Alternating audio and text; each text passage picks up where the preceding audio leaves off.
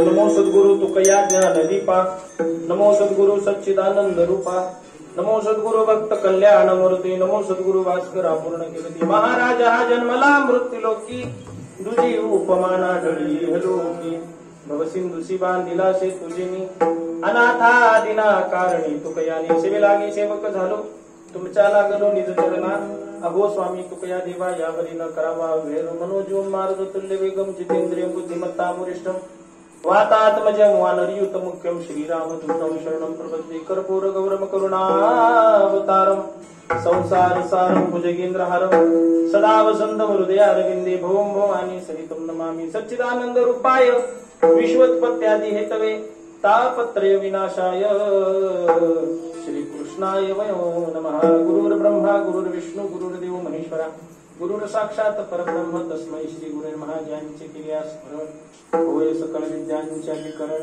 तेची वंदू श्री चरण श्री गुरूंचे ते नमस्कार आता हे चिदान दे का देवा तुझा विसर न भावा गुण गायन आवडी हीच माझी सर्व जोडी प्रस्तुत प्राप्त प्रसंगी उपस्थित धर्म मंडपामधील समस्त भक्त भाविक श्रोतृवृंद आणि समस्त श्रोता वर्गाच्या सेवेकरता जो अभंग आपल्या समोर गायला गेला मला वाटतं जवळपास नुसतं म्हणायला नाही तर प्रत्यक्षात सगळ्यांच्या पाठांतरातला अभंग आहे. मी म्हणेन अगदीच तोंडपाठ नसल पण कानपाठ तरी असं ना कानावर पडून पडून पाठ झालेल्या असतात काही गोष्टी. मग अतिशय गोड मागणीपर प्रकरणातला अभंग आहे. माफी मागून बोलतो हा अभंग पाठ नसेल त्याला खरं तर या मंडपात बसायचा अधिकार आता उठून गेला तरी चालेल.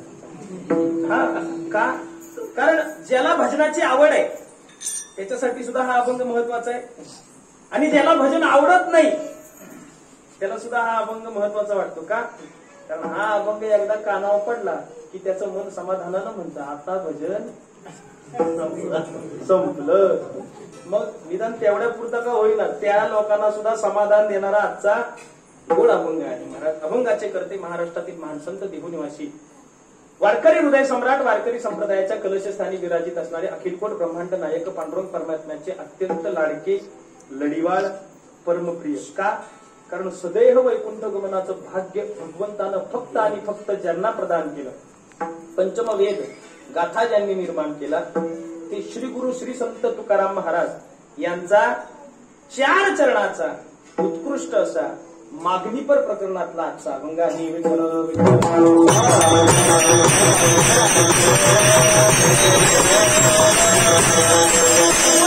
समोर उभं राहिल्यानंतर प्रत्येक जण काही ना काहीतरी आपल्या मनामध्ये मागतच असतो. मागत नाही असा एकही मनुष्य संतान व्यतिरिक्त आपल्याला सापडणार नाही. बघा, पंढरपूरची वारी आता 2 वर्षानंतर पांडुरंग परमात्म्याचं पदस्पर्शाचं दर्शन, पायांचं दर्शन, अगदी प्रत्यक्ष पायांना हात लावून दर्शन घ्यायची आता सुरुवात झाली. आणि 2 वर्षानंतर जो कोणी भाविक पांडुरंगाच्या समोर पंढरपूरला गेला असेल तो काही निमूटपणे परत आला असेल? नाही, ते बडवे ढकलतात.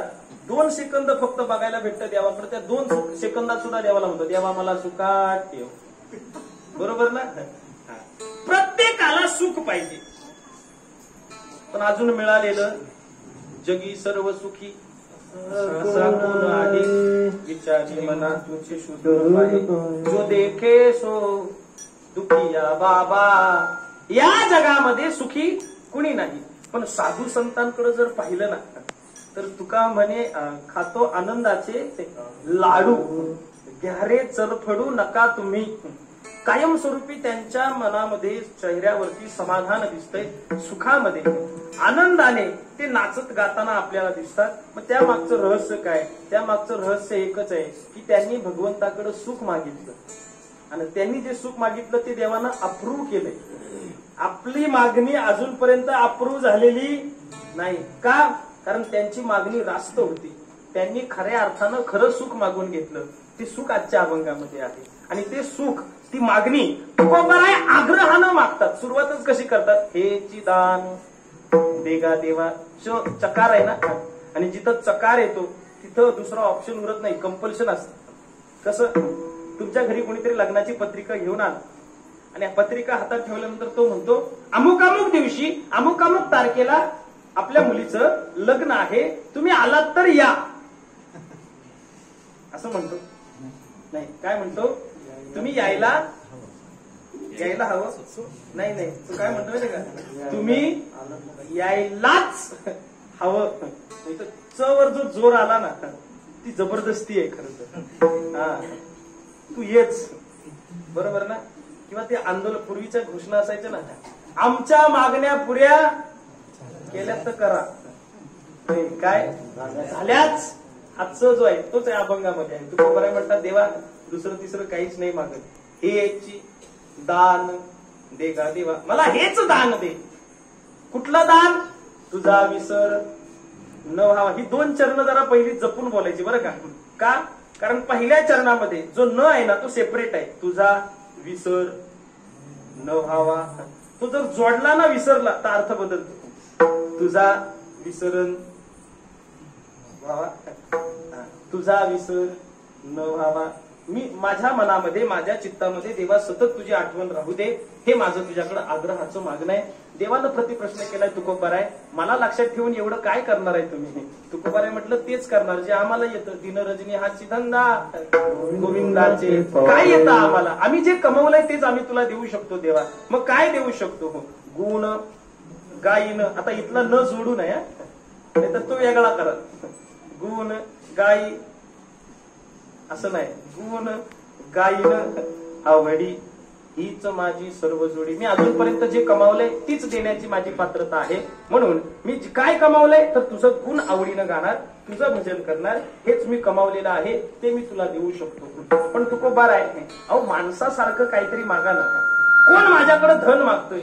कोण परमार्थात असला तरी मुक्ती मागायला येतोय. एखाद्याकडे अजिबात नसते म्हणून कुणीतरी संपत्ती मागायला येतोय. त्याच्यातलं काहीतरी देऊ का? तुकोबाराय म्हटले, ते मी पाण्यात बुडवून मोकळा झालोय. तू विचारायच्या अगोदर माझ्याकडे लय होतं.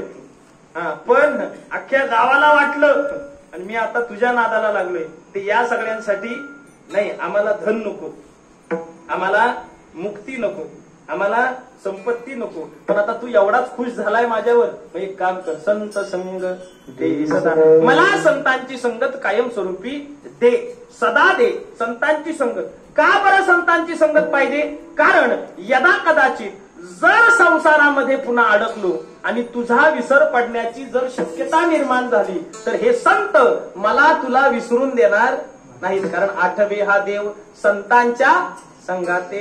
संतांच्या सोबत राहिल्यानं मला सतत तुझी आठवण होत राहील. तू विसरण्याची एक छोटीशी शक्यता होती ती सुद्धा संपून जाईल. बरं ठीक आहे, तुकोबाराय 3 चरण आली कानावरती, पण एक छोटीशी अडचण आहे. काय?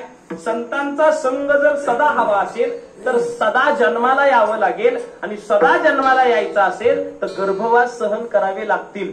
जमल का? का?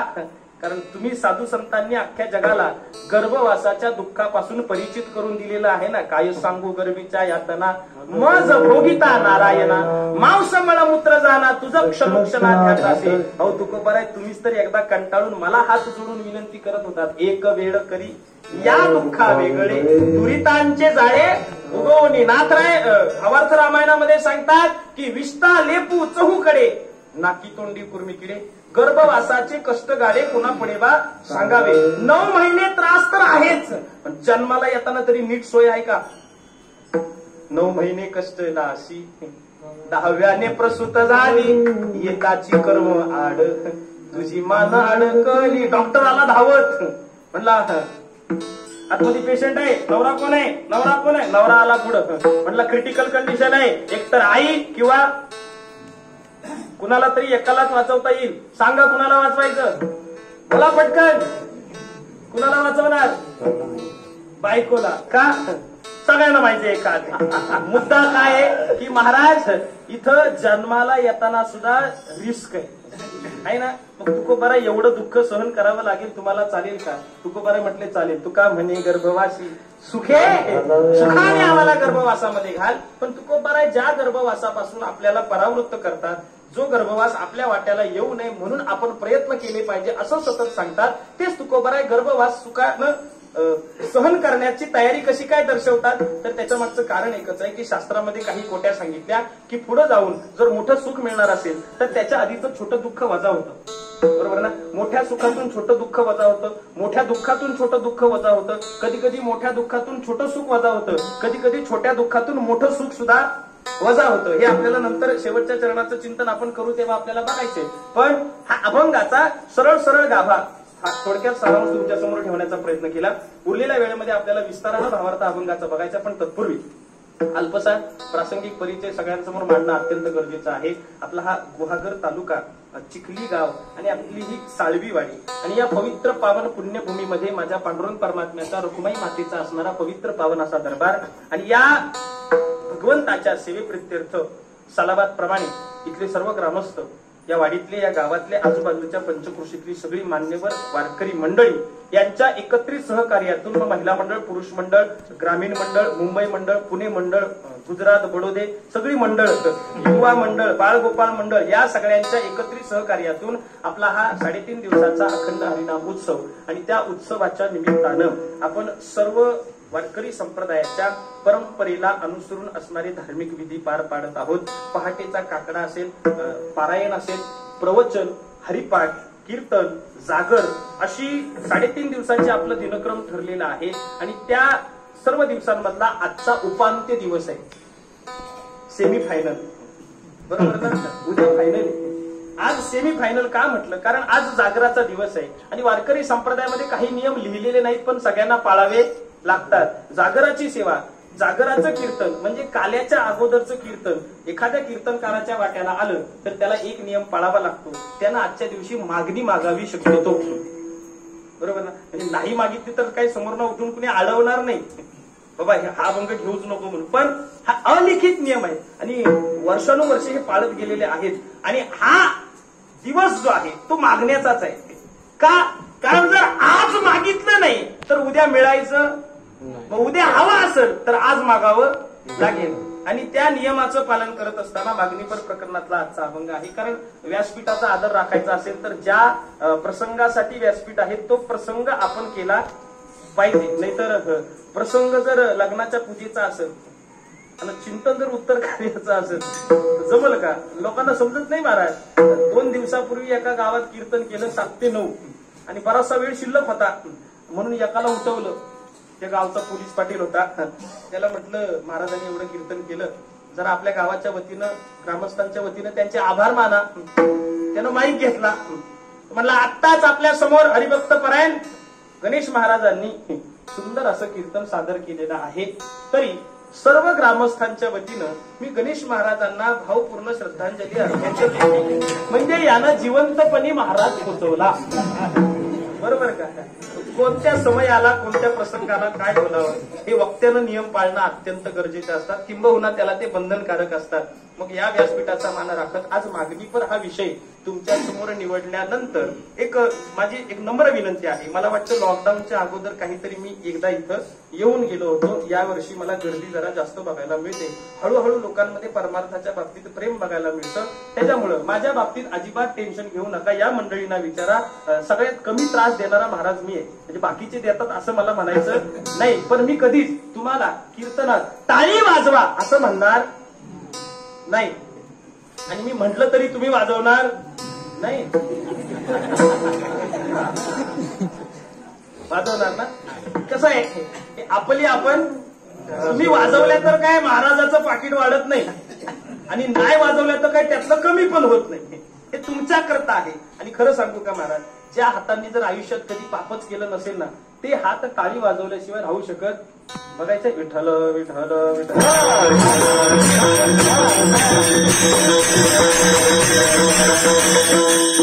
कारण माझं कसं आहे माहितीये का, तुम्ही इथपर्यंत आलात, माझ्या समोर बसलात, हे सगळ्यात मोठे उपकार आहे.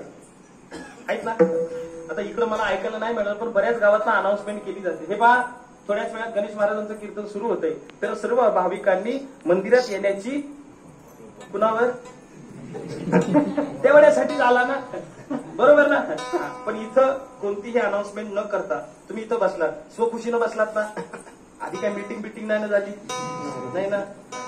कधी कधी गर्दी असते आणि मग नंतर समजतो जो कीर्तनाला बसला नाही त्याला 500 रुपये दंड होता म्हणून लोक बसतात. तसलं काय नाही ना, स्वखुशीनं बसलात. फक्त विनंती एकच आहे, स्वखुशीनं उठायला परवानगी तेवढं मात्र पाळा, बरं का? आपण कोणत्या तरी परंपरेचे पायिक आहोत, बरोबर? आणि त्या परंपरेला परंपरा का म्हणतात? कारण तिथं शिस्त असते, तिथं नियम असतात, आणि जिथं नियम पाळले जातात त्याला संप्रदाय म्हणतात, त्यालाच परंपरा म्हणतात. कारण बऱ्याच गावात सांगून सुद्धा लोक उठतात, बाहेर जातात आणि चांगल्या उचलून नेतात. कोण बाटाची नेतो, कोण पॅरेगॉनची नेतो, एखादा डेअरिंगबाज असेल तर महाराजाचीच नेतो. आणि कसं आहे माहितीये का, उठणाऱ्यांसाठी सूचना आहे. एखाद्याची चप्पल गेली तर तो त्याच्या मेंदूवरती ताण देतो आणि आठवतो पहिला कोण उठला होता, आणि त्याच्या चपलीचं सर्च ऑपरेशन त्या उठणाऱ्याच्या घरापासूनच चालू होतं. एवढं लक्षात ठेवा. एखाद्याची चप्पल हरवली तो सकाळ सकाळ तुमच्या घरी आला तर समजून जा तर चप्पल शोधायला आला, आणि कदाचित तुम्ही आदल्या दिवशी कीर्तनात पहिले उठलेले असणार. तेवढे एक पाळा का, कारण हे नियम मी बनवलेले नाही. भजनी विक्षेप त्याची पै मरण नवजावा क्षण एक वाया. ऐकणाऱ्याला नियम आहेत, सांगणाऱ्याला नियम आहेत, उभं राहणाऱ्याला नियम आहेत. प्रत्येकाला कीर्तनाचे नियम पाळावे लागतात. बाकी मी तुम्हाला अजिबात त्रास देणार नाही, टाळी वाजवा म्हणून सांगणार नाही. तुम्ही इथपर्यंत आलात हे फार मोठे उपकार आहेत. तुम्हाला उठायची इच्छा होणार नाही, ही सुद्धा जबाबदारी मी पूर्णपणे घ्यायला तयार आहे. इथं तुकोबार आहे, अभंगाच्या माध्यमातून मागणी मागतात, तर मागणीला हात घालण्यापूर्वी मागणी मागायची गरजच का पडते हा विषय, बरोबर ना? कारण कोणत्याही माणसाला किंवा कोणतीही व्यक्ती उगाच मनात आलं म्हणून मागत सुटतो का? दे रे दे रे, त्याला भिकारी म्हणतात, बरोबर ना? पण मागण्यासाठी काहीतरी कारण निर्माण झालं पाहिजे, त्याशिवाय कुणीही मागण्याकरता प्रवृत्त होत. बघा, पटलं तर घ्या. माझ्या मते थोडस चिंतन आहे की 3 कारणं आल्याशिवाय माणूस अजिबात मागत नाही. कारण नंबर 1, गरज पडली तर मागतो, बरोबर? कारण नंबर 2, मागण्याचा स्वभाव असेल तर मागतो. आणि कारण नंबर 3, मागण्याची कदाचित त्याच्याकडे परंपरा असू शकते तर मागतो, बरोबर ना? गरज पडली तर मागतो. समजा मी घर बांधायला काढलं, कॉन्ट्रॅक्टरनी बजेट सांगितलं 10 लाख रुपये, तर माझ्याकडे अवेलेबल होते 8. कमी किती पडतात हे इमॅजिन करायचं, बरं का? तर मला महाराजांचं अकाउंट चेक करायला पाहिजे. नाही, इमॅजिन करा. 10 लाखाचं बजेट आहे, अवेलेबल 8 लाख आहेत, कमी किती पडतायत? 2. मग आता मी फोन काढला, आमच्या रितेश महाराजांना फोन केला, म्हटलं रितेश महाराज अशी अशी अडचण आहे, भागवता का? 2 लाखाची गरज आहे, एवढी नड भागवा, पुढच्या 25-30 वर्षात परत देतो. मागितलं का? अरे गरज पडली, आणि गरज पडली की मागावंच लागतं, बरोबर ना? मला सांगा ना, आता इथं पद्धत आहे की नाही मला माहिती नाही, पण बऱ्याच भागात ना वर्षभर मंदिराकडून कुणाकडं काहीही मागितलं जात नाही, पण सप्ताह आला की मग पावती बुक, मग याच्या घरी जा त्याच्या घरी जा, बरोबर का? आता गरज आहे, सप्त्यापुरती गरज आहे. आपल्याला जनसेवा करायची, मग तो पैसा जनतेकडूनच आला पाहिजे. ही गरज भागवण्याकरता मागितलं जातं. मग मला सांगा, तुझा विसर न व्हावा हे मागण्याची तुकोबारायांना गरज पडली असेल म्हणून मागतात का? शक्यच नाही. का? कारण तुकोबाराय म्हणजे आपण नाही. अहो, तुकोबारायांच्या स्वप्नात सुद्धा कोण येत होता? कोण? जागृती स्वप्न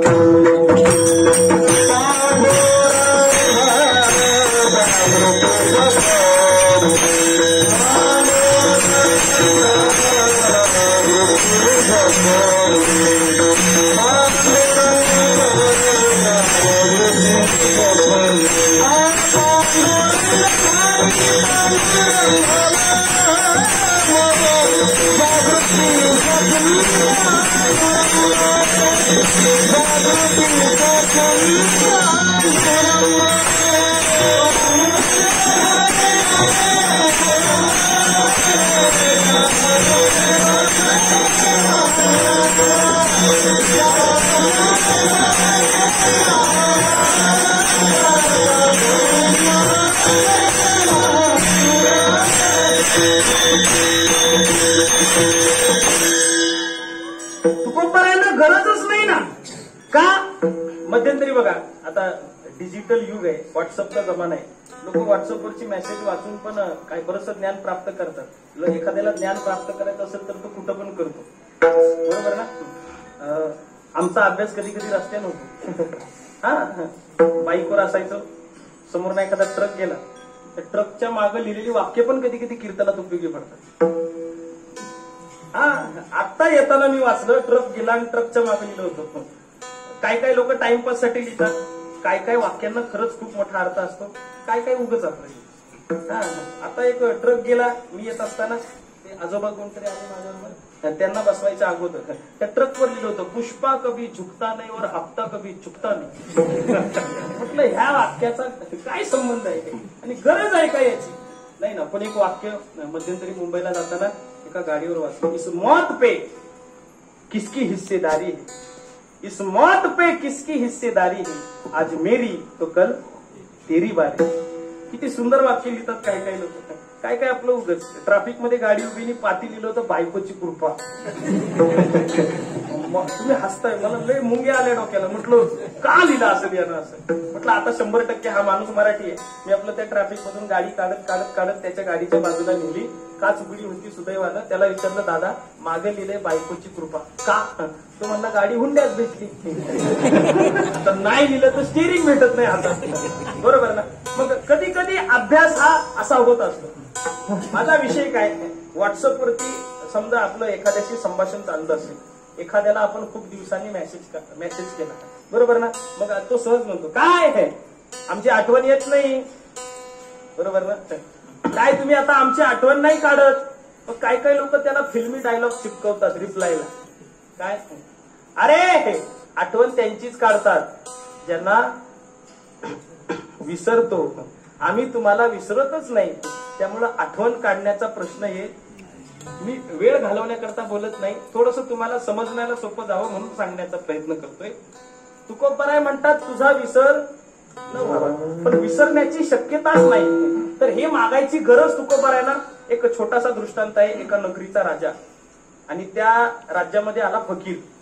फकीर आल्याचं राजाला कळलं, त्यानं फकीराला बोलवून घेतलं आणि फकीराची विचारपूस केल्यानंतर राजाला कळलं की हा रोज नवीन नवीन गावामध्ये भिक्षा मागण्याकरता जातोय, उन्हातानातून फिरतोय, पायात चप्पल नाही, अवस्था दयनीय होती. म्हणून राजानं दया केली आणि त्याला म्हटलं, तू माझ्याकडे राहा, मी तुला 2 वेळचं अन्न देतो, तुला राहायला जागा देतो. फक्त तू काय करायचं, दिवसभरातली जेवढ्या वेळेची नमाज आहे ती नमाज तू पढायची. फकीर तयार झाला, त्याला राहायला घर दिलं. घरामध्ये फकीर राहायला लागला आणि फकीर घरामध्ये राहायला लागल्यानंतर त्याच दिवशी नमाजाची वेळ झाली आणि राजानं सेवकाला निरोप पाठवला की जाओ फकीर जी को बुला कर लाओ. आता खरं तर हा दृष्टांत हिंदीत आहे, लेकिन हमको हिंदी थोडा थोडा आता, थोडा हेल्प अटॅक आता, म्हणून मग मी मराठीतच सांगण्याचा प्रयत्न करतो. मधी जमलं तर आपण बघू. सेवक गेला, त्यानं फकीराचा दरवाजा ठोठावला. फकीरानं दरवाजा उघडला, सेवकानं सांगितलं राजा साहेब आपको बुला रहे. हा म्हटला किसली? नमाज पढ़ने की. डायरेक्ट बोला बेवकूफ है तेरा राज.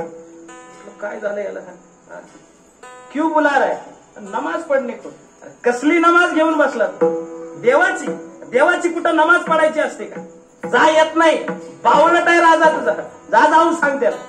एवढी अवघड भाषा वापरली. खरं सांगा, हा निरोप जरी अवघड भाषेतला असला, कठीण भाषेतला असला, हार्श भाषा वापरली, मग ही जशीच्या तशी जाऊन राजाला सांगावी का? नाही ना, फजिती होती.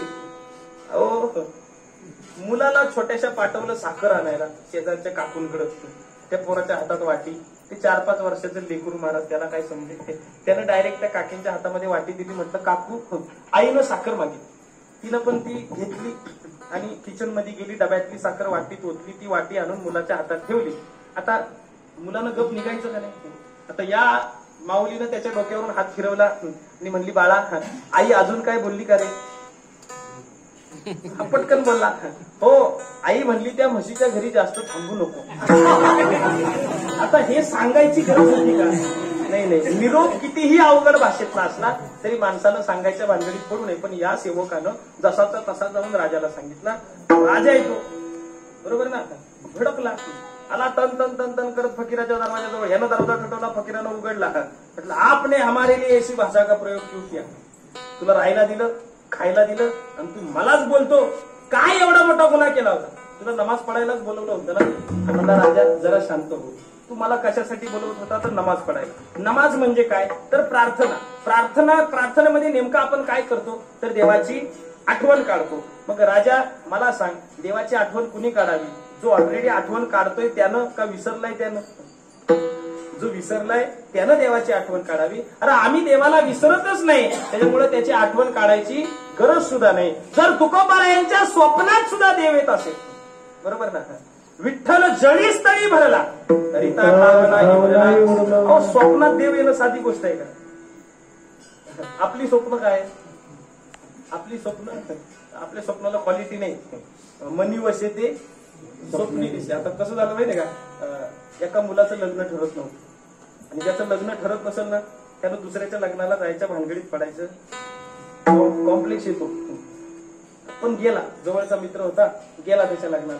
आता बघितलं भला मोठा मंडप, वाजंत्री आणि ते सगळे स्टेजवरती पूर्ण ते काय म्हणतात, करवले मध्ये ते काय असतं नवरा नवरीच्या मध्ये झालेल्या बोला पटपट, आंतरपाठ असतं ते. एका बाजूला नवरा असतो, एका बाजूला नवरी असते, मग ब्राह्मण मंगलाष्टका म्हणत असतो आणि मग बघता बघता 5-7 मंगलाष्टका संपतात. मंगलाष्टका संपल्या की ते आंतरपाठ खाली जातं आणि मग माझ्या माहितीप्रमाणे नवरा आणि नवरी एकमेकांना गळ्यामध्ये काय घालतात? हार घालतात. ही पूर्वीची पद्धत होती. आता काही मॉडिफाय लोकांनी बावळटपणा करून ती बदलली. काय करतात माहितीये का, ते आंतरपाठ खाली गेल्या अर्धी बिंडोक माणसं इकडून नवऱ्याला उचलतात आणि अर्धे इकडून नवरीला उचलतात आणि असा फेकून हार घालायचा, बरोबर. आता नवऱ्यानं प्रॅक्टिस केलेली 2 दिवस गेला नवरीच्या गळ्यात, बिचारी नवरी नवीन, तरी पण तिने डिरिंग केली, गेला बामणाच्या गळ्यात. बामणानं कपाला हात लावला, म्हणला माझ्या घरी ये काय.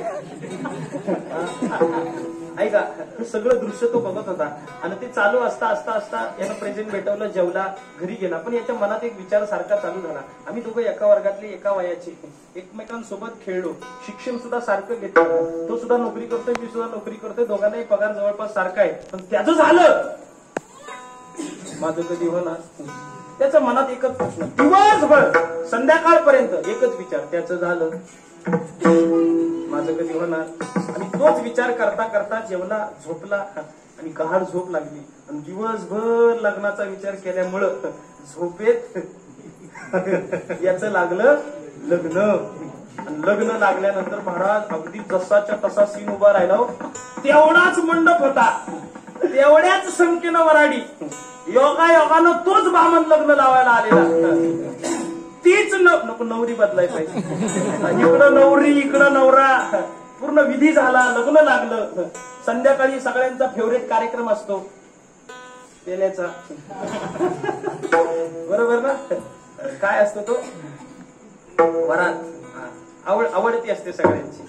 आणि मग ती वरात निघाली. हे सगळं चाललंय कुठं? तेवढं लक्षात ठेवा, नाही तर सगळं मुसाळ केलं. चाललंय कुठं? स्वप्नात. आता स्वप्नातल्या लग्नाला बजेट कुठलं? म्हणजे भरपूर यानं वरातीला घोडा मागवला. हा आता नवरा नवरी दोघं घोड्यावर आहे बघा. आणि त्यात मग वरात नाचवता नाचवता एक पोरगा आलं आगाव, त्याच्या हातात फटाका आणि त्यानं नेमका घोड्याच्या पायाजवळ पेटवला आणि तो फटाका जसा पेटला तशी घोड्यानं उडी मारली. नवरा एकीकडं नवरी एकीकडं, चाललंय कुठं. पण हा एवढा कॅरेक्टर मध्ये घुसला होता, जशी घोड्यानं उडी मारली तशी यानं जोरात कूस बदलली आणि धाड दिशी बेडच्या खाली आय आय आय आय करायला लागला. तशी आई उठली, म्हटली पप्या काय झालं रे, लागलं का तुला, बाम लावून देऊ का, पप्पांना उठवू का, डॉक्टरकडे जायचं का. म्हणतो आहे मला मरू दे, ती कुठं पडली बघ. म्हणजे हा अजून स्वप्नातून बाहेर नाही, ही आपली स्वप्नाची क्वालिटी. संतांच्या स्वप्नामध्ये देव आहे म्हणून देवाला विसरण्याची शक्यता गरज म्हणून तुकोबाराय मागत तुझा विसर न व्हावा, ही गरज नाही. मग चला दुसरं कारण काय, मागण्याची परंपरा असेल बरोबर ना. कारण काही ठिकाणी परंपरा म्हणून मागावं लागतं. उदाहरणार्थ आमचे पांडुरंग महाराज मिस्त्री आहे, इकडं रितेश महाराज आहे, आधी करून सर्व कलावंत मंडळी आहे. आता संप्रदायात राहून राहून आपल्याला एक गोष्ट कळली असेल की आता शिकण्याकरता भरपूर ऑप्शन अवेलेबल आहे बरोबर ना. एखाद्याची इच्छा असेल पांडू महाराजांकडे क्लास लावून ते शिकू शकतात, रितेश महाराजांकडून चालींचं थोडंसं ज्ञान घेऊ शकतो. पण एक काळ असा होता जेव्हा शिकवायला कुणी नव्हतं. त्या विद्यार्थ्याला जर शिकायचं असेल तर डायरेक्ट आळंदी गाठावी लागायची बरोबर. मग आता आळंदीमध्ये आता संस्था भरपूर झाल्या, पण एक अजूनही 150 वर्षाची परंपरा आहे त्या संस्थेमध्ये. सद्गुरू काल आमचे सिद्धेश महाराजांचं कीर्तन होतं, ते त्या संस्थेतले सद्गुरू जोग महाराजांची शिक्षण संस्था. त्या संस्थेचं वैशिष्ट्य काय, शिक्षकाला पगार नाही, विद्यार्थ्याला फी नाही बरोबर. मग आता त्या संस्थेमध्ये कितीही श्रीमंताचा पोरगा जाऊ द्या, अंबानीचा मुलगा जरी गेला तरी सुद्धा त्याला आपलं दुपारचं जेवण कसं मिळवावं लागतं, मधुकरी मागावी लागते. आळंदीच्या बाहेर पडायचं, 4 घरात का होईना मागायचं, जे ताटात पडेल ते खायचं आणि त्याच्यावर अख्खी रात्रीपर्यंत दिवस काढायचा. मग तो श्रीमंत असू द्या, स्वतःच्या बापाचं हॉटेल असलं तरी तिथं जाऊन खाता येत नाही. का मागावंच का लागतं, कारण मागणं ही ज्ञानेश्वर महाराजांपासून चालत आलेली तिथली परंपरा आहे. आणि परंपरा असली की मागावंच. किंवा दत्त संप्रदायातली मंडळी एरवी इतर दिवसाचं सोडा, पण गुरुवारी जर दत्ताला नैवेद्य करायचा असेल तर घरातलं भांडाळ वापरून चालतं नाही, त्यानं झोळी घेऊन 4 घरात मागावंच लागतं. ते उघड्या आकाशाखाली शिजवावं लागतं, त्याच्यानंतर ते देवाला दाखवावं लागतं. तो जरी कितीही श्रीमंत असला तरी त्याला मागावंच लागतं, कारण मागणं ही दत्त संप्रदायातली परंपरा आहे. मग तुकोबारायांकडे परंपरा असेल म्हणून तुकोबाराय मागत असतील. तुकोबाराय म्हणतात कालची परंपरा नाही आमची, पंढरीची वारी आहे माझ्या घरी. पण कधीपासून, विश्वंभर बाबा 8 पिढ्यांचा परमार्थ, महिना वारी, वर्षातून एकदा नाही आपल्यासारखं बोंबलत जायचं. महिना दर एकादशीला शुद्ध पक्षातल्या पंढरपूरला जात होते. पण कधी देवाकडे काही मागितलं का मागितलं नाही हे, कारण वडिलांची रीत जाणत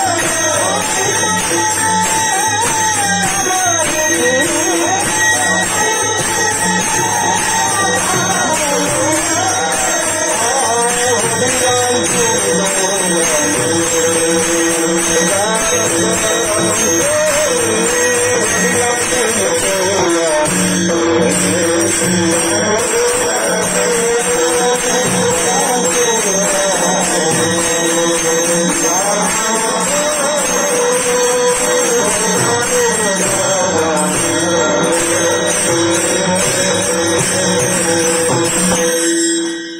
फार गोड प्रमाण आहे, सगळ्यांच्या पाठ आहे, पण एवढं लक्ष देऊन कुणी कधी ऐकलं नसेल किंवा वाचलं नसेल. 2 भाग आहे त्याचे. काही मागणे हे आम्हा अनुचित वडिलांची रीत, वडिलांची रीत आहेच, पण आम्ही ती जाणतो, याला अंडरलाईन करा. कारण बऱ्याच ठिकाणी रीती आहेत पण जाणणारे, बऱ्याच ठिकाणी जाणणारे आहेत पण रीती धड, आणि काही काही ठिकाणी रीती पण नाहीत जाणणारे पण नाही. बघा ना, आता थोडस जनरल बोलतो कोकणापुरता. काही काही ठिकाणी रीती आहे पण जाणणारे नाही. कसं? बाप गावात कीर्तन करी, पोरग नदीला रिकाम्या जागा भरा. बरोबर? म्हणजे इथं परंपरा आहे, रीत आहे, पण जपणारं जाणणारं कुणी नाही. कधी कधी उलटा असतं, जाणणारी मंडळी जन्माला येते पण तिथं परंपरा धड नसतात. म्हणजे मग उलट, पोरग गावात कीर्तन करी आणि बाप नदीला, मग हे उलट आहे. आणि काय काय ठिकाणी महाराज रीती पण नाही आणि जाणणारे पण नाही. कीर्तन संपलं, आता तुम्ही कसं सेपरेट रूम करून ठेवलंय तसं रूम मध्ये बसलेलो, गावची मंडळी चर्चा करत होती, बोलत होती, चहा पाणी चालू होता आणि फेटा सोडायचा राहून गेला होता. एक पोरगा आलं 25-30 वर्षाचं आणि गप्पा मारायला लागलं. वा महाराज, छान झालं कीर्तन, अशाच कीर्तनाची काळाची गरज आहे, पुढच्या वर्षी पण तुम्हीच या. आणि बोलता बोलता त्यानं असा खिशात हात टाकला आणि ते खिशातनं एक लाल रंगाची पुडी, आणि मला ते पुसट नाव दिसलं, त्याच्यावर लिहिलं होतं विमल. हसलात म्हणजे तुम्हाला माहिती आहे ते काय असतं. त्याच्यावर काळ्या अक्षरात लिहिलं होतं गुटखा. म्हटलं मधला ट काढणी खा. अहो, मी त्याला एवढंच सांगितलं, दादा तू माझ्यापेक्षा वयानं मोठा दिसतो, खाऊ नको सांगायचा मला अधिकार नाही, पण 2 तास कीर्तन केलं मी, फेटा सुद्धा सोडला नाही. तू माझ्या कीर्तनाचं कौतुक करायला इथं आला, माझ्या समोर तरी खाऊ नको. तो म्हणतो महाराज मी माझ्या बापाला घाबरत नाही, तू मला कुठं घाबरू.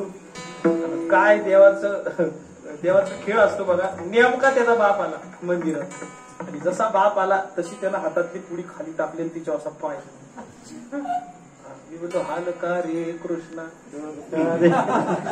हा हालत का नाही. तो व्यक्ती जेव्हा गेला तेव्हा त्यानं पाय उचलला, पुडी उचलली, ती अशी झाडली आणि खिशात टाकली. मी म्हटलं कोण होते रे ते? तो म्हणला माझे पप्पा. मी म्हटलं तू 2 मिनिटापूर्वी बोलला की मी माझ्या बापाला घाबरत, मग का लपवली? तो म्हणतो महाराज घाबरलो म्हणून नाही लपवली, माझी 2 टायमाची शिल्लक होती, ती जर त्यानं बघितली असती संपली असती. म्हणजे मुद्दा लक्षात घ्या, इथं रीती पण नाही आणि जाणणारे पण नाही. तुकोबाराय म्हणतात आम्ही आमच्या वडिलांची परंपरा मानतो पण आणि जाणतो पण. म्हणजे इथं परंपरा म्हणून मागण्याचा प्रश्न येत नाही. मग तिसरा आणि शेवटचा मुद्दा, तुकोबारायांचा स्वभाव असा का मागायचा? कारण एखाद्याचा जर स्वभाव असेल एखादी गोष्ट करण्याचा, तर तो स्वभाव शक्यतो जात नाही. जातो का? नाही ना. आधी होता वाग्या, दैवयोगी झाला पाग्या, त्याचा येळकोट राहीना, मूळ स्वभाव जाईना. मूळ स्वभाव माणसाचा जात नाही.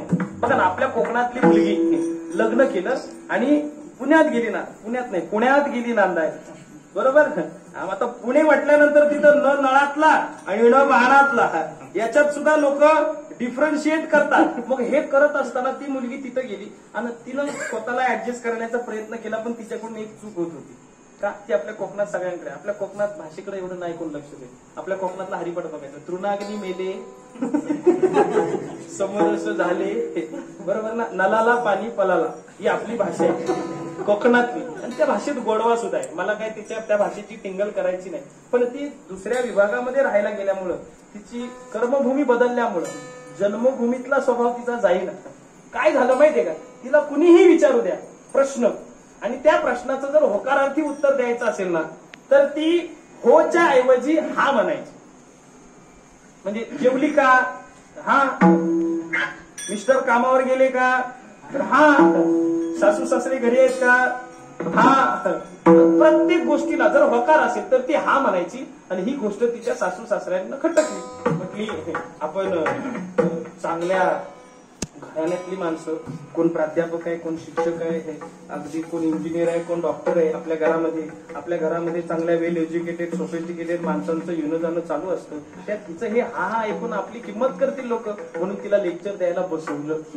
म्हटलं हे बघ सुनबाई, आपल्या घरी सुशिक्षित माणसांचं येणं जाणं चालू असतं, त्याच्यामुळं एक छोटासा दोष तुझ्या भाषेमध्ये आहे, तो सुधारण्याचा प्रयत्न कर. सुरू म्हटली कुठला दोष? तुझे सारखं सारखं होकारार्थी उत्तर देताना हा म्हणतेस ना, ते सोड आता. म्हटली मग काय बोलू? हा नाही म्हणायचं. काय म्हणायचं? हो म्हणायचं. म्हणजे कुणी विचारलं जेवण झालं का, तर काय म्हणायचं?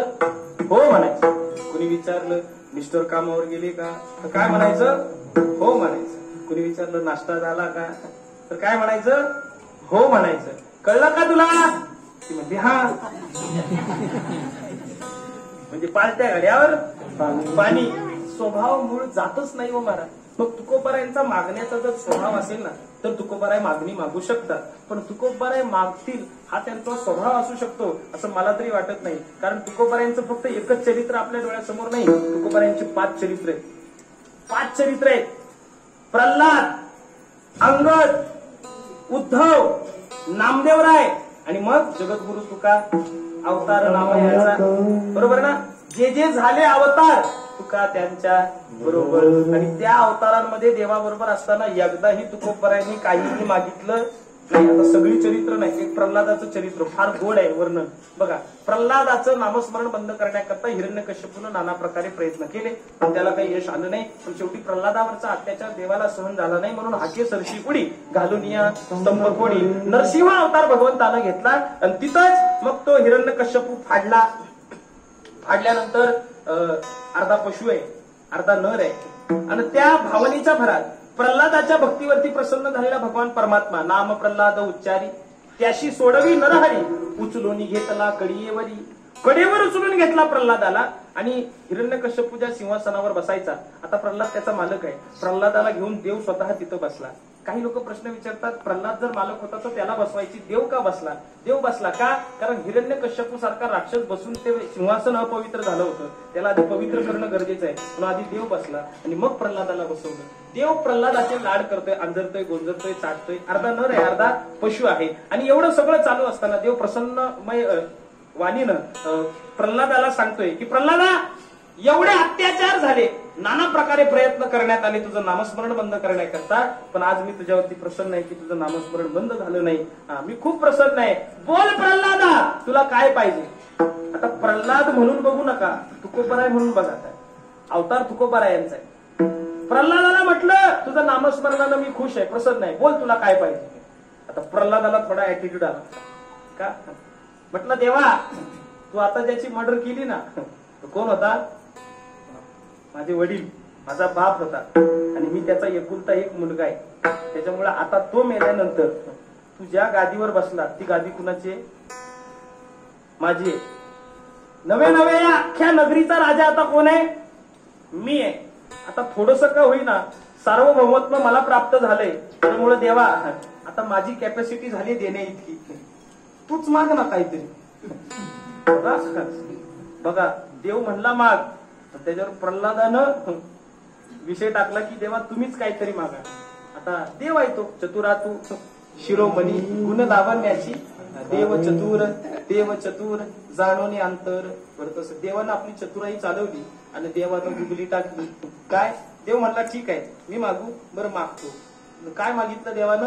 देवानं मागितलं प्रल्हादा, तू माझ्याकडे काहीतरी मागणी मागावी, हेच माझं मागणं आहे. बघा हो, देवानं गुगली टाकली ना, प्रल्हाद पण चांगला बॅट्समन निघाला, चांगलं डिफेन्स केलं. काय म्हटला? ठीक आहे देवा, मी मागतो. मागणीच हवी ना तुला, मग देतो तुला माझी मागणी. काय मागणी ठेवली प्रल्हादानं? देवा, तुझ्याकडं कधीच काही मागायची इच्छा होऊ नये, हेच माझं मागणं आहे. विठ्ठल विठाल.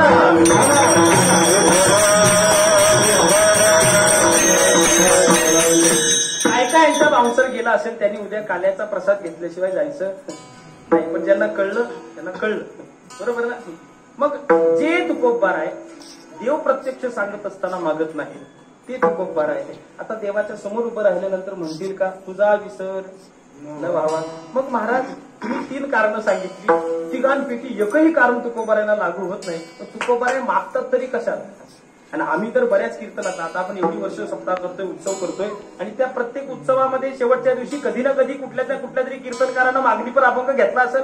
आणि तो मागणीपर अभंग सोडवताना मला वाटतं 99% कीर्तनकार एक प्रसंग उभा करतात. काय की तुकोबाराय वारीला गेले, पांडुरंगासमोर उभे राहिले आणि पांडुरंगाची मान होती खाली, बरोबर.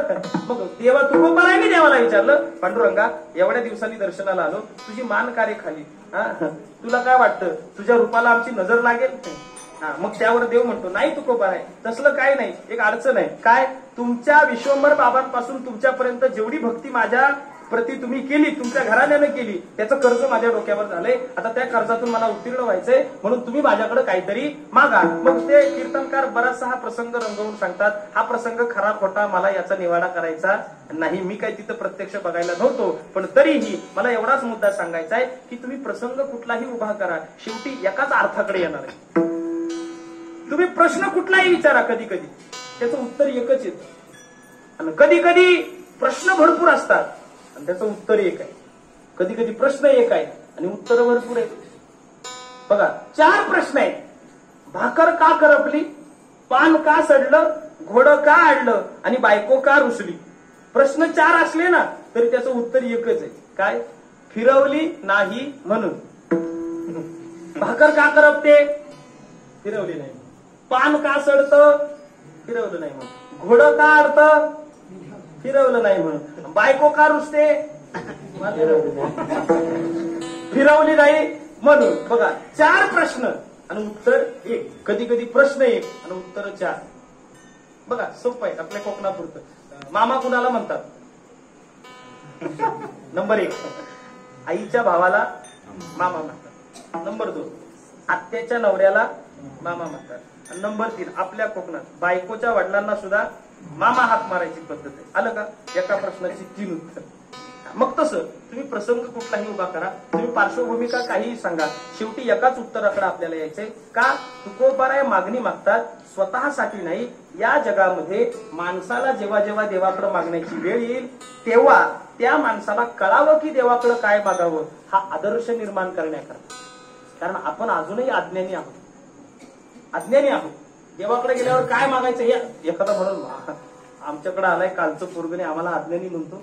हाय, आपल्याकडे अज्ञानी. अहो, ज्या संसारात वावरतोय ना, आता माझ्या समोर मंडळी बसले, कुणाचं वय 70 असेल, कुणाचं 75 असेल, कुणी अगदी वयाची 90 गाठली असेल, बरोबर ना. म्हणजे 90 वर्ष संसारात राहून सुद्धा माणसं संसाराच्या बाबतीत अज्ञानी आहेत, बरोबर. एखादा माणूस 90 वर्षाचा असेल तर तो त्याच्या घरात किती वर्ष राहिलाय? 90 वर्ष राहिलाय, बरोबर ना. मग आपल्या घरात कुणी 70 वर्ष, कुणी 80 वर्ष राहिला असेल, त्यांनी मला आता 2 मिनिटात उत्तर सांगा, तुमच्या घरात एकूण तांबे किती आहेत? अज्ञान आहे ना हे. किती वर्ष राहिलो घरात, किती वर्ष त्या तांब्यांमधून पाणी पियालो, आहे का ज्ञान? किती आहेत ते? नाही. हसू नका, मला सांगा, तुमच्या उजव्या आणि डाव्या हातात मिळून एकूण बांगडे किती आहेत? वेळ संपली. आलं का? किती वेळ वापरतो आपण? पूर्ण वेळ आपल्या जवळ आहेत, आपण नेहमी बघतोय त्यांच्याकडे, पण अजूनही त्यांच्याबद्दल सुद्धा 100% ज्ञान आपल्या मनात. आता मोजू नका, बरोबर ना. 100% ज्ञान नाही म्हणजे आपण अज्ञानी आहोत की नाही? आहोत ना आपण अज्ञानी. मग आपण प्रत्येक बाबतीत थोडं ना थोडं तरी, 100% कुणी ज्ञानी नाही, 100% कुणी अज्ञानी नाही. थोडंफार थोडं ज्ञान प्रत्येकाकडे आहे आणि थोडं ना थोडंसं अज्ञान प्रत्येकाकडे आहे. मग मागणीच्या बाबतीतलं अज्ञान तुकोबाराय एक आदर्श ठेवतात. मला सांगा, BSc BEd झाला, शिक्षक म्हणून नोकरीला लागला, आता पाठीवर अभ्यास करायची गरज आहे? खरं तर लॉजिकली गरज अजिबात नाही. पण समोर विद्यार्थी बसलाय, त्याला काढायला शिकवायचं. मग आता त्यानं काय केलं? त्यानं त्या विद्यार्थ्यानं जी पाटी हातात धरली, तीच पाटी आपल्या हातात धरली, हातासकट, मुलाच्या हातासकट पाटी हातात धरली. दुसऱ्या हातात पेन्सिल आहे, तो हात सुद्धा पेन्सिल सकट त्या शिक्षकानं हातात धरला. त्या शिक्षकानं ती पाटी हातात धरली. कुणासाठी? त्या विद्यार्थ्यासाठी. अर्भकाचे सारे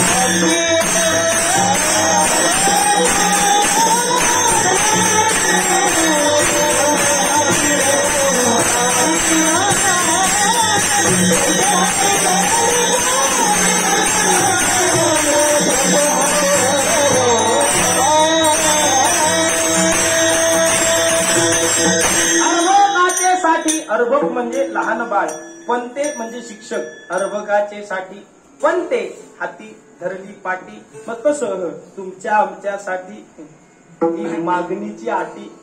जुळलं का? तुकोबाराय मागणं मागतात तुमच्या आमच्या समोर आदर्श निर्माण व्हावा, आणि तो आदर्श निर्माण करण्याकरता तुकोबारायांनी एक मागणीपर अभंग आपल्या समोर ठेवला, आणि तो समोर ठेवत असताना एक आदर्श मागणं तुकोबाराय काय असतं ते दाखवून देतात अभंगाच्या पहिल्या चरणात.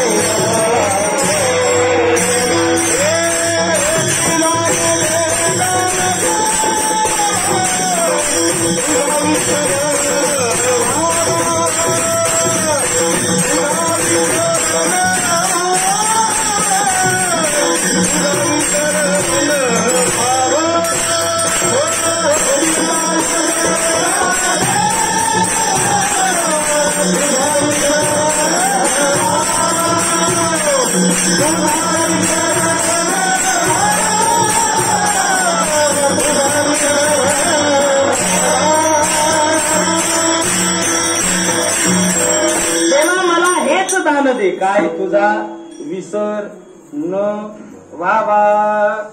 आता कोणताही व्यक्ती कोणतीही गोष्ट फायदा आणि तोटा या दोन गोष्टींचा विचार केल्याशिवाय करत नाही, आणि जो करत नाही त्याची प्रगती आयुष्यात होत नाही. आम्हाला काय काय अनुभव येतात.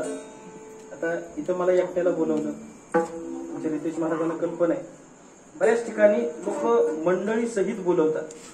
मग अशा वेळी टाळकऱ्यांची गरज असते. सध्या मे महिना चालू आहे, कॉलेज कुमारांना सुट्टी आहे, त्याच्यामुळे मग ह्याला त्याला आम्ही फोन करतो, बाळा आज कीर्तन आहे येतोस का रे. बरं फुकट आम्ही कुणाला नेत नाही. आता तुमच्यापासून काय लपवायचं, साधा टाळ घेऊन जरी उभा राहिला तरी त्याला 300 रुपये. बरं कीर्तन किती तास, 2 तासाचे 300 आहे का कुठल्या कंपनीत. बरं त्यात जेवण ऐका, लोक पाया पडतात ते वेगळं आहे ना. एवढा असून सुद्धा एखादा म्हणतो उगो का आमच्या साहेबांची मिरवणूक आहे. बरं तिथं काय आहे, एक वडापाव, तो पण अर्धा अर्धा दोघांचा, तो खायचा आणि अख्ख्या उन्हात ना तुला काय करायचे. कुणी आलं, पेट्रोल 121 झाला, डिझेल 104 रुपये झाला, कुणी येऊ दे ते आपल्याला घालवायलाच येणार, एवढं मात्र माणसानं द्यायला. फायदा आणि तोटा कळायला पाहिजे ना महाराज. तुकोबार आहे, तुझा विसर न व्हावा ही मागणी एकतर फायद्याचा विचार करून मागत असतील किंवा तोट्याचा. फायद्याचा विचार म्हणजे देवाची आठवण काढल्यानं काहीतरी फायदा असेल, किंवा देवाला विसरल्यावर काहीतरी तोटा असेल. मग फायदा तोटा एक गोड दृष्टांत आहे रामायणामधला. रामायणामध्ये 2 स्त्रिया, बरं का, त्याच्यामुळे आता स्त्रियांनीच उत्तर द्या फक्त. रामाची पत्नी नाव काय? सीता. लक्ष्मणाची पत्नी शनया. उर्मिला. बरोबर. आता दोघींचा जो लाईफस्टाईल आहे किंवा दोघींच्या वाट्याला आलेलं जे आयुष्य आहे त्याच्यात फरक बघा किती आहे. सीतामाई कुठे आहेत? वनवासात. उर्मिला घरला. कुठं? अयोध्येत. मग आता उर्मिला अयोध्येत आहे, सीतामाई वनवासात जंगलात आहे. दोघींमध्ये फरक किती आहे? सीतामाईच्या अंगावर भरजरी साडी आहे का? नाही, पण उर्मिलेकडं आहे. सीतामाईच्या अंगावर दागिने नाही, पण उर्मिलेच्या अंगावर आहे. सीतामाईला खायला पंचपक्वान्ने नाही, पण उर्मिलेकडं आहे. सीतेला राहायला राजवाडा आहे नाही, पण उर्मिलेकडं आहे. सीतेला झोपायला शाही पलंग आहे नाही, पण उर्मिलेकडं आहे. सीतेकडं मोबाईल आहे नाही, उर्मिलेकडं. त्या उर्मिलेकडं पण नव्हता, पण आताच्या सगळ्या उर्मिलांकडं आहे. हाय हाय. त्या मोबाईलचं व्यसन लागलं महाराज. हा, जेथे जातो, मध्ये ती क्लिप टाकली होती महाराज, ती व्हिडिओ बनवली होती. जेथे जातो तेथे तो माझा संगाती. मोबाईलचं सध्या तर सध्या बाथरूम मध्ये पण नेतात लोक. कोण अंबानी फोन करणार आहे, टाटाचा फोन येणार आहे, लोकांचं विचित्र असतं. ऐका, दोघींच्या अवस्थेमध्ये फरक आहे. आणि गोस्वामी तुलसीदासांनी दोघींचा इंटरव्ह्यू घेतलाय. दोघींना प्रश्न केलाय एकच कॉमन. उर्मिलामाई तुम्ही अयोध्येत आहात, राजवाड्यात आहात, आणि सीतामाई तुम्ही वनवासात आहात, झोपडीत राहताय. दोघींचा अनुभव काय? उर्मिला तुमची परिस्थिती बघून तर तुम्ही सुखी असाल असं वाटतंय, आणि सीतामाईकडे बघून ती दुःखी असेल असं वाटतंय. पण तरीही तुमच्या तोंडून सांगा तुमचा अनुभव काय. उर्मिलेचं उत्तर ऐका. उर्मिला म्हणते की मी अयोध्येत आहे, राजवाड्यात राहते, खायला प्यायला चांगलं आहे, अंगावर दागदागिने आहेत, कपडे चांगले घालायला मिळतात, पण तरी सुद्धा मीच काय अख्ख्या अयोध्येत एकही माणूस सुखी का? कारण इथं सगळं आहे पण कोण नाही? राम नाही. आणि जिथं राम नाही तिथं सुखाचं काम सुख असूच शकत नाही. जिथं राम नाही तिथं सुख नाही. म्हणजे उर्मिला दिसायला सुखी दिसते पण मुळात ती दुःखी आहे. पण आता सीतामाईला प्रश्न विचारला, म्हटलं सीतामाई तुम्ही तर पर्णकुटीत आहे, डोक्याखाली दगड घेतला उशाला आणि झोपलात, कंदमुळं खाऊन दिवस काढताय आणि अंगावरती जनावरांचं चामड्याचं कातड घालून तुम्ही अंग झाकताय. किती हलाखीची परिस्थिती आहे. खरंच तुमच्यासारखं दुःखी कोणी नसेल. सीतामाई म्हणते तुमचा गैरसमज आहे. का? कारण या अख्ख्या जंगलात सगळ्यात सुखी जर कोण असेल तर ती कोण आहे? मी आहे. का? श्याम अनुराम चरण अनुरागा अदहु सहस सम बनु प्रिय लागा.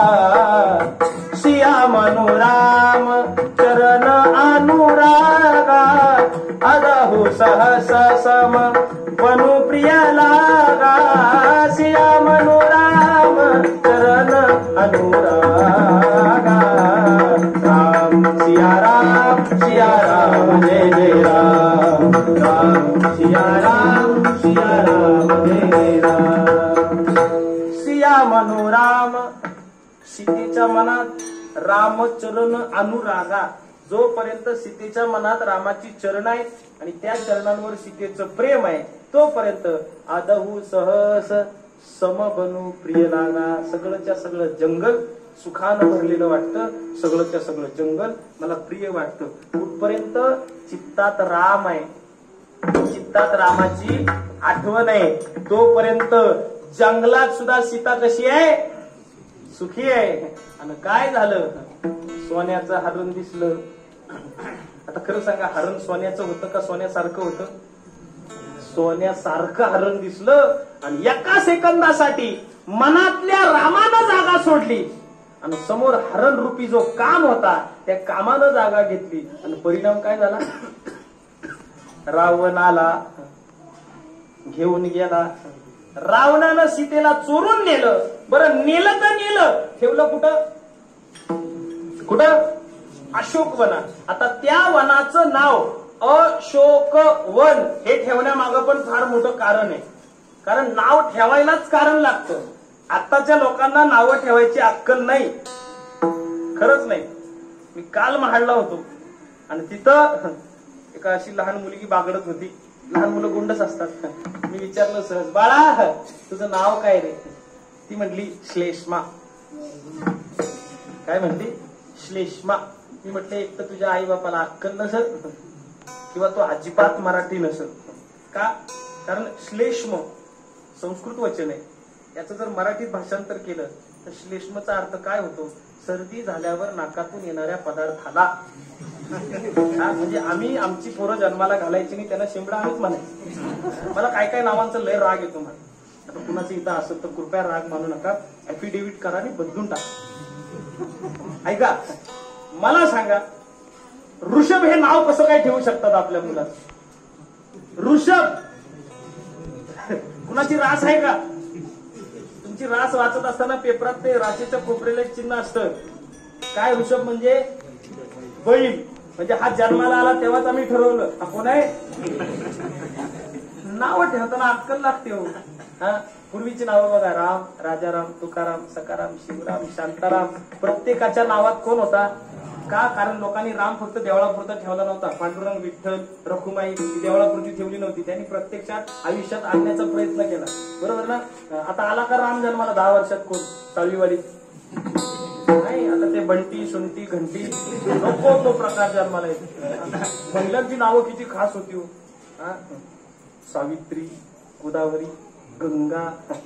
गंगा नाव ठेवत होते का? अभंग आहे. वाचे म्हणता गंगा गंगा सकळ दोष जाती भंगा. सगळ्या पापातून निवृत्त करायची ताकद कुणाच्यात आहे? गंगा नावाच्यात. आता काय? आता नावाचं वाटोळ असं जागराचं कीर्तन आणि दुसऱ्या दिवशी काला पण मला दिला आणि मग कीर्तन संपलं. रात्रीचं 9 ते 11 होतं. दमलो. त्या लोकांनी झोपायची व्यवस्था एका घरात केली. त्या घरात एक म्हातारी राहत होती. तिला अंतरून करून दिलं आणि माझ्या लक्षात आलं की डोक्याखाली काय नाही. पण आजीला विचार, आजी उशाला काय नाही का? ती लागली रडायला. मी विचारलं, अगं नसलं तर राहू दे, पण तिचं काही थांब ना. म्हटलं आजी गप ना. येता जाता जर कुणी बघितलं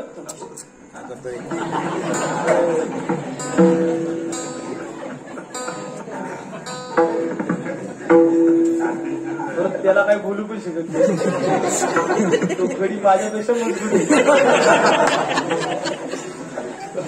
असू द्या. ऐका, नाही मी त्यांच्या नादाला कधीच नाही लागत. मला इथला उचलून घेऊन जरी गेला असेल तर मी त्याला काही बोललो नव्हतं. का? ते तोंडावर काढतात. परवा चालू कीर्तनात विचारलं, आंब्याचा सीझन चालू आहे, 1000 रुपयाला 1 डझन आंबे आले. मग एक आंबा कसा पडला? समोरचा डायरेक्ट म्हणतो तुझी पिशवी फाटली असं. हा, अहो आजचं निमंत्रण 7 होतं ना. गेल्या महिन्याच्या काहीतरी दुसऱ्या एकादशीचा प्रसंग आहे. 7-9चं निमंत्रण पोहोचलो आणि त्या लोकांनी जाग्यावर नियोजन बदललं. मला म्हटले महाराज 9 ते 11 करायला लागेल, थोडी अडचण आहे. म्हटलं मला काही पुढचं नियोजन नाही. म्हटलं ठीक आहे. मग आता तोपर्यंत करायचं काय? मी 6:30ला गेलेलो तिकडे. मग आता चला तुम्हाला आमच्या घरी नेतो. आता त्यानं घरी नेलं आणि तिथं बसवलं हॉलमध्ये आणि गेला निघून. मी म्हटलं करू काय? म्हटलं टीव्ही बघा. म्हणतात मी काय टीव्ही बघणार? तिथं ऑलरेडी एक कार्टून बघत होतं. आता काय करायचं? औरंगाबादला एक मोठी सभा होती, मला ती बघायची होती. मग आता त्या बाळाला मी विनंती केली, म्हटलं बाळा बदलू का चॅनल? म्हटलं बदलून तर बघा. डायरेक्ट मी म्हटलं बाळा, अरे मी पाहुणा आलो ना. पाहुण्यांशी असं बोलतात का? तो म्हणतो मी बोलवली का? बिन बुलाया मेहमान येते.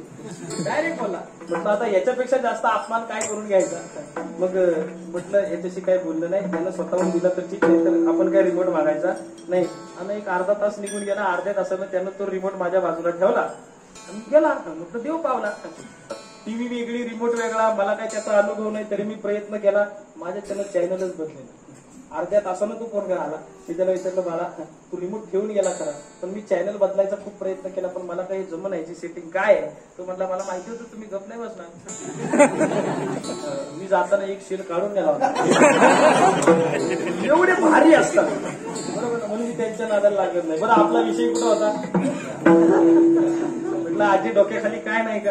ती आजी रडायला लागली. म्हटलं आजी गप, येता जाता कुणी बघितलं तर म्हणत महाराजांना मारलं का काय? नसल ना.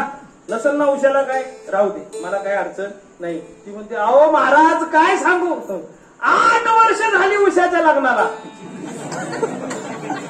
पण उशाला म्हटलं तुझी उशागिरी ढकल, मी डोक्याखालच्या उशीबद्दल विचारतो. हा नावातला घोटाळा आहे. मग तसं अशोकवनाचं नाव अशोकवन हे ठेवण्यामागं कारण काय, तर त्या नावाची संधीतच त्याचं कारण आहे. फोड करा. अ म्हणजे नाही, शोक म्हणजे दुःख. ज्या वनात काडीचं सुद्धा दुःख नाही त्या वनाला काय म्हणतात, अशोकवन. पण बघा, जी जंगलात सुखाच होती ती आता अशोकवनात डबल सुखी पाहिजे होती ना, नाही. पण त्या अशोकवनात सुद्धा सीता कशी आहे, दुःखी आहे. का, कारण मनात राम होता ना, तोपर्यंत जंगलात सुख वाटत होतं. आता मनातल्या रामानं जागा सोडून कामानं जागा घेतली ना, हरणानं जागा घेतली ना, आता अशोकवनात सुद्धा सीतेला सुख मिळणार नाही. म्हणून तुझा विसर न व्हावा. तेव्हा सुख पाहिजे, मला सुखी राहायचंय, म्हणून तुझा विसर न व्हावा. कारण सुखाचे प्रकार भरपूर असतील, पण तुझे पायी सुख सर्व आहे, म्हणून तुझा विसर न व्हावा. विठोबा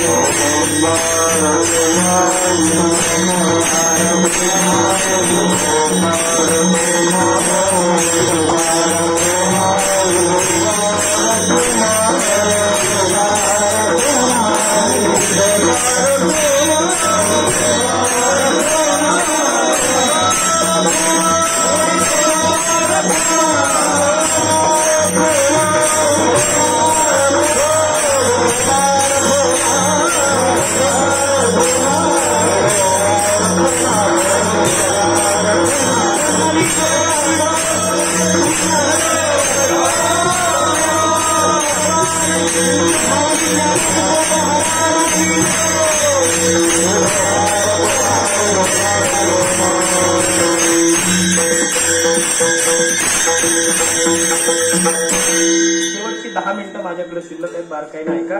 तुकोबाराय म्हणतात तुझा विसर न व्हावा.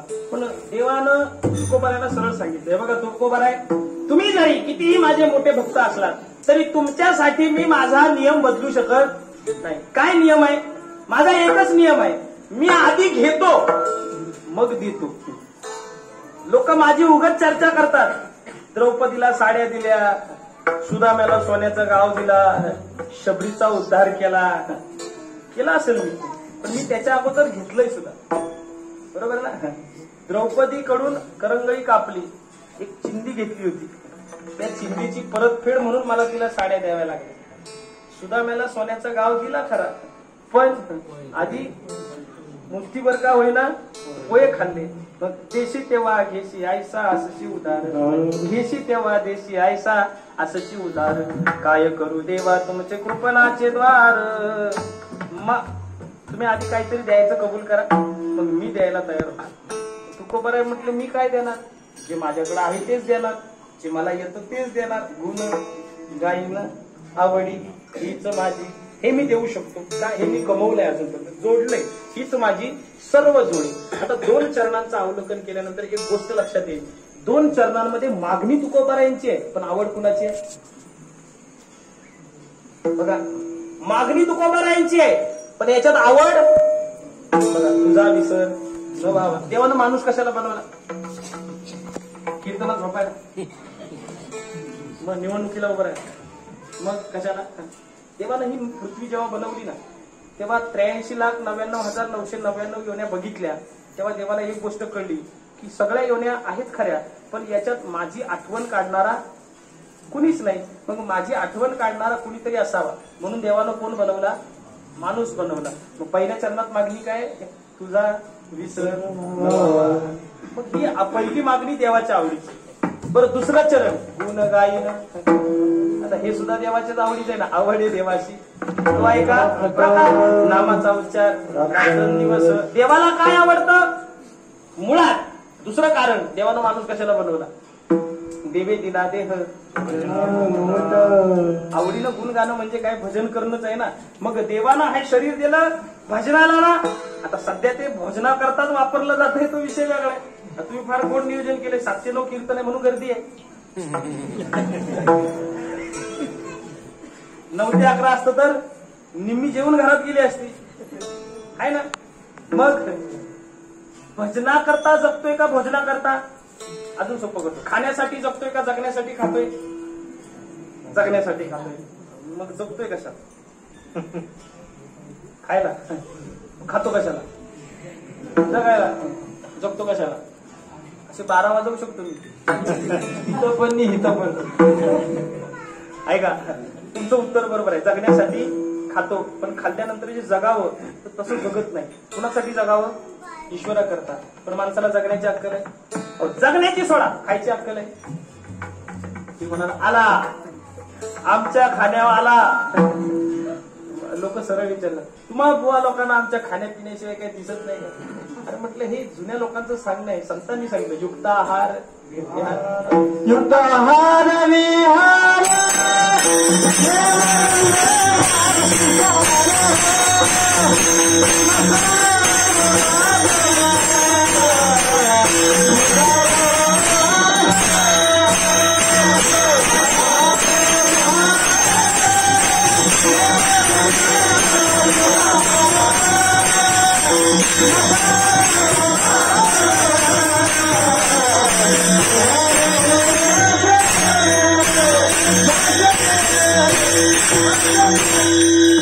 संतांचं प्रमाण आहे. युक्ताहार विहार खाणं नीट असा. संत लांब राहू द्या, आपल्या वाडवडिलांनी सुद्धा लिहून ठेवले, खाशील तसा.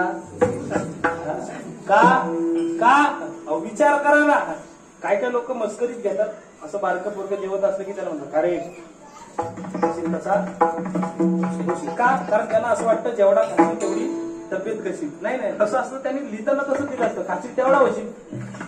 खाशील तसा होशीलचा अर्थ काय? कारण शास्त्र सांगतंय तुमचं जसं खाणं आहे तशी तुमची बुद्धी आहे, आणि तुमचं जसं पाणी आहे तशी तुमची वाणी आहे. खाण्यात फरक पडला की बुद्धीत फरक पडतो. बदलते ना वाणी. पिण्यात फरक पडला की वाणी बदलते. खाण्यात फरक पडला की बुद्धी बदलते. का? खाशील तसा होशील. काय खावं माणसानं? खाण्याची साखळीच मोडून टाकली. मला आता सांगतो, उन्हाळ्याचे दिवस चालू आहे. 1ली ते 10वी पर्यंतचं शिक्षण माझं मुंबईला झालं, आणि उन्हाळ्याच्या सुट्टीत गावी आहे. त्यावेळेस आमच्याकडे लक्ष ठेवायला आजी नाही आता बिचारी, पण तेव्हा असायची. आणि ती संध्याकाळ झाली की आम्हाला बाहेर पडून देत नसायची. उन्हाळ्याचे दिवस, तेव्हा विजेचा प्रॉब्लेम, लाईट नसायची. आणि मग आम्हाला आजीचा थोडा राग आहे. म्हटलं आजी, आम्ही मजा करायला आलो गावी, तू आम्हाला बाहेर जाऊन देतो की? म्हटली दिवसभर काय करायचे ते करा, काळोख पडला की बाहेर जाऊन देणार नाही. मग ती भीती सांगायची, काय साप असतात, विंचू असतात. आता ती डिस्कव्हरी बघितल्यामुळे आम्हाला साप माहिती होतं, विंचू नव्हता माहिती. मग आजीलाच विचारायचं कसा असतो, ती सांगते एवढाच असतो. त्याला पाठीमागे अशी उभी नांगी असते. म्हणून आम्ही विचारतो ती नांगी काय करते? म्हटलं काय नाही, त्याच्यात ताकद असते. किती ताकद असते? अरे पितळेच्या हांड्याला जरी दंश केला तरी त्याला काय करते? खरंय काय? खरं. म्हणजे आमच्या आजी खरं सांगते, बरोबर ना. पितळेच्या हांड्याला सुद्धा काय करते? छिद्र पाडते. एवढी त्याच्यात ताकद असते. मग आम्हाला त्या वाटायची सगळ्यात विषारी कोण? विंचू. पण हळूहळू आमचं सुद्धा ज्ञान वाढत गेलं, पुस्तकं वाचून, जनरल नॉलेज. मग आम्हाला कळलं आता विंचू किती बी विषारी असू द्या, एकदा पालीला सापडला ना तर पाल त्या विंचवाला खाऊन टाकते. मग आमचं नॉलेज अजून वाढलं, विंचवापेक्षा विषारी कोण आहे? पाल आहे. पण नंतर मग हळूहळू आम्हाला कळायला लागलं की ती पाल कितीही विषारी असू द्या, ती जर एकदा कोंबडीला सापडली ना तर कोंबडी त्या पालीला खाते. म्हणजे आता सगळ्यात विषारी कोण आहे? कोंबडी आहे. पुढचं तुम्हाला नसेल माहितीये. ती कोंबडी किती बी विषारी असू द्या, माणसाला सापडली त्यानं फक्त पिस ठेवली, बरोबर, तो हाड्यात पण काहीतरी शोधतो, बरोबर ना. हा, मग सगळ्यात विषारी कोण आहे? ठरलं कशावरून? काय खातो त्याच्यावरून. मग तुम्ही काय खाता ना त्याच्यावरून तुमची कॅटेगरी ठरवली जाते, बरं का. म्हणून खाताना जरा नीट खा. कोण असतील तर उद्याच माळा घाला, आजच घाला, काही फरक नाही पडत. पण हे खाणं आता बंद करा. का? कारण कळो येईल अंतकाळी प्राण प्रयाणाच्या. आता मजा कराल तुम्ही, पण ही सगळी म्हातारपणी बघायला यावं, बरोबर ना. मग ते डायबिटीज, ब्लड प्रेशर, मुळव्याध, सगळं का तरुणपणामध्ये याच्यावरती नियंत्रण ठेवता आलं नाही. म्हणून शुगर, मांसाहार तुम्ही तरुणपणात केलेला मांसाहार तुम्हाला म्हातारपणी 100% शुगर देऊन जातं. मी स्वतः सायन्स स्टुडंट आहे, मेडिकली प्रूव्ह करू शकतो. पण मुद्दा काय, खाणं. भजन नाही आमचं. कशावर चाललंय इकडं? भजन नाही. कशावर? भोजनावर आमचा जोर जरा जास्त आहे, आमचा कसाटा जरा जास्त आहे. पण ज्यांनी भजन केलं देवाला आवडले ना. देवाला आवडणाऱ्याच गोष्टी तुकोबारायांनी मागितल्या. पण तुकोबारायला देवाने सांगितलं, तुकोबाराय माझ्याच आवडीच्या गोष्टी माझ्याकडून मागून घेऊन अजून किती मला तुमच्यावरती अभिमान करायला लावणार. एकदा माणसाला आवडतं असं काहीतरी मागा, मुक्ती, धन, संपत्ती असं काहीतरी. त्यावर तुकोबाराय म्हटले नको, मला मुक्ती नको, धन नको, संपत्ती नको. द्यायचं झालं तर एक काम कर, संत संग, संतांची संगत दे. का? कारण संगतीनं होतो पंगतीचा लाभ. बरोबर ना? संगत केल्यावर फायदा आहे, तोटा पण आहे. बरोबर ना? आता माझ्यासोबत एक मित्र असतो माझा, विघ्नेश नावाचा. माळकरी नाही, काय नाही, आता 12वीची परीक्षा दिला आणि तो माझ्यासोबत असंच फिरत असतो. आणि आम्हाला सवय लागली, आम्ही कुठेही जायचं असले की ड्रेसवर पॅन्टी बिंटी घालून आम्ही नाही निघत. आणि मग तिथे गेल्यानंतर आता आमच्या दोघांचा पोशाख सारखाच. कधी कधी लोक त्याला महाराज समजतात, त्याच्या पाया पडतात. तो सांगतो अहो मी काही माळकरी नाही, मी काय हे नाही ते नाही. बघा ना, माळ नाही गळ्यात, बरोबर. त्याच्या खाण्यात पिण्यावर तरी कंट्रोल आहे की नाही मला माहिती नाही, पण तरी सुद्धा आलेली लोक त्याच्या पाया पडतात. का? महाराजासोबत. म्हणजे बघा, महाराजासोबत संगतीनं फिराल तर लोक तुमच्या पाया पडतील, आणि एखाद्या दारुड्यासोबत फिराल तर त्याच्या वाटणीची पडतील. बरोबर ना? मग आपण काय पडायचं आणि काय पडवून घ्यायचं हे आपल्यावरती डिपेंड करतं ना. संगत महत्वाची आहे. बघा एक आता ते हिरानी ढेकून सांगत नाही बसत, तुमच्या पाठ झालं. ताडाचं झाड बघितलं, ताडाचं झाड. त्या ताडाच्या झाडाखाली एक माणूस बसला, हातात काचेचा ग्लास आहे आणि त्याच्यात पांढरा फटक पदार्थ आहे आणि पितोय. सांगा काय पितोय? आला नको तो पदार्थ डोक्यात आला, पण खरं तर त्या ग्लासात दूध होतं. पण बिचाऱ्यावर आरोप आला, कसला? नको त्या पदार्थाचा. का? कारण तो ज्या झाडाच्या संगतीला बसलाय ना ते झाड चुकीचं आहे, आणि त्या झाडानं त्याला अधोगतीला नेलं. फक्त झाड चांगलं निवडा. बरोबर ना? तुकोबारे म्हणतात संत समागमे एखादी परी, संतांच्या संगतीत व्हावे त्यांचे द्वारी श्वान याती. किडा जरी केलास ना नाणीतला तरी संतांच्याच नाणीतला कर, पण संतांची संगत सोडवून देऊ नको. त्यावर देव म्हणले तुकोबाराय गर्भवास घ्यावे लागतील. तुकोबाराय म्हटले चालेल. अहो पण कसं काय चालेल? किती दुःख आहे ते. तुकोबाराय म्हटले दुःख असू दे, अरे पुढे जर मोठ्या सुखाची प्राप्ती होणार असेल तर आधी छोटंसं दुःख सहन करायला मी तयार आहे. का? मोठ्या सुखातून छोटं दुःख कायम वजा होत असतं. कसं वजा होतं बघा. शेवटचं उदाहरण आहे, कीर्तनाला आपल्याला पूर्णविराम द्यायचा. महिला मंडळ तुम्ही इथं कीर्तनाला आलात आणि तुमच्या घराला लॉक लावायचं विसरला, चोर शिरला, कपाटाजवळ गेला, कपाट फोडलं, लॉकर उघडलं, लॉकर मध्ये हात घातल्यावर त्याला मिळाले 500. तो असा नोटीकडे बघतो, असा उलटा पलटा करून म्हणतो काय एवढ्या लांब आलो, स्वतःची गाडी आणली, पेट्रोल टाकलं आणि 500 रुपये. चला तेवढं तर तेवढं. तो कपाट लावणार तेवढ्यात तुम्ही घरी पोहोचला, दरवाजाचा आला आवाज, त्याची झाली गडबड. त्यानं ते कपाट उघडं तसंच ठेवलं आणि खिडकीतनं उडी मारायला गेला. उडी मारताना झालं काय, तो पहिल्या घरातनं लाखभर रुपये चोरून आला होता, ते त्यानं इथं लपवले होते. उडी मारता मारता खाली पडले. उद्या आपले परत देऊन टाका त्यांची. पडले. आता पडल्यानंतर तो गेला निघून. हिला जाणीव झाली कोणतरी घरात शिरलं होतं. हिला माहितीये कुठं गेला असेल चोर. पटकन गेली बेडरूम मध्ये, लाईट लावला तर बघते तर कपाट उघड. म्हटली चोरी झाली, चोरी झाली. बघितलं, ड्रॉवर उघडलं तर 15 दिवसांपूर्वी नवऱ्याच्या खिशात टाकलेली 500ची नोट शेवटी मनापासून हसल्या का शेवटी गेली. पण म्हटलं चोर पळाला कुठून असं, म्हणून इकडे तिकडे पाहिलं तर खिडकी होती उघडी, आणि खिडकी उघडी दिसली बरोबर त्याच्या खाली गुलाबी रंगांच्या नोटांचं बंडल होतं. जवळ गेली, उचल आणि तिनं मोजायला सुरुवात केली. 1 2 3 4 5 6 7 8 50 नोटा. 2-2 हजाराच्या 50 नोटा. किती झाले? 1 लाख. खरं सांगा, त्या 2-2 हजाराच्या 50 नोटा मोजताना एकदा तरी चोरीला गेलेली 500ची नोट आठवली का? नाही. का? कारण 1 लाखाच्या सुखातून 500 रुपयाचं दुःख वजा व्हायला हरकत नाही. मग तसं देवा तुझ्या भजनाचा आनंद आहे, हा सुख सोहळा स्वर्गी नाही. मग स्वर्गात सुद्धा न मिळणारं सुख जर मला तुझ्या भजनातून मिळणार असेल तर थोडंसं गर्भवासाचं दुःख सहन करायला काय हरकत आहे. तुका म्हणे गर्भवासी सुखे घालावे नामासी, गुण गायन आवडी हीच माझी सर्व जोडी. ज्ञानेश्वर